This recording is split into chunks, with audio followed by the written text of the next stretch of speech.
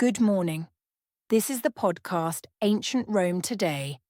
No doubt that the phrase London is the capital of Great Britain is one of the most famous ones associated with London.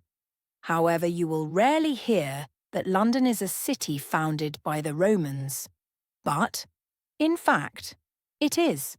Today you'll discover the origins of London and its original name.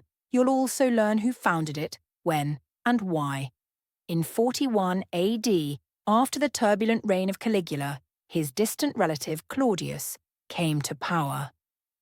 The Emperor Claudius was primarily interested in the restoration of order within the empire after so many bloody years and the expansion of the empire. Therefore, he organized a military campaign to conquer the lands located to the north of Gaul, namely the British Isles.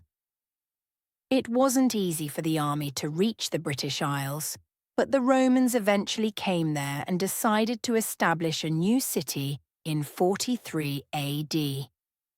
Historical documents indicate that there were already some small settlements on that territory at the time, but those did not pose any obstacles to the construction of the new city. The Romans utilized their classical urban planning approach for a new city of Londinium on the River Thames. It's believed that the name Londinium is pre-Roman and even pre-Celtic.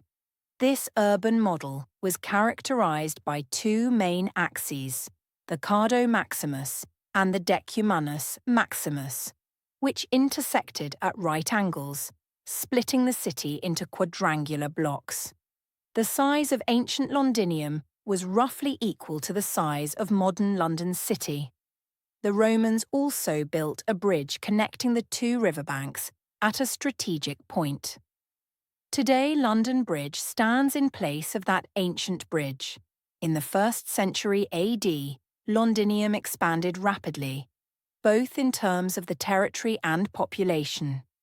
In 122 AD, Emperor Hadrian arrived in the city and initiated the construction of several public buildings: the Governor's Palace, a temple, a bath complex, and a large fortress.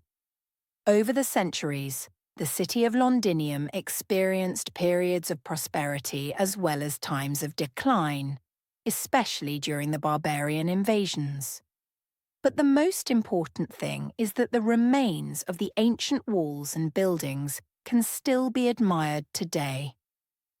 Near the London Museum, located next to St. Paul's Cathedral, you can observe the remains of the Roman defensive walls. Between the Museum of London and the British Museum, you can admire an extensive collection of Roman objects, both for everyday and military use. There's also the Roman Amphitheatre, located beneath the Guildhall Art Gallery, and the remains are visible in an exhibition section. Another Roman gem is the underground Temple of Mithras, discovered in 1954, and is now open to the public free of charge. Thank you for your attention.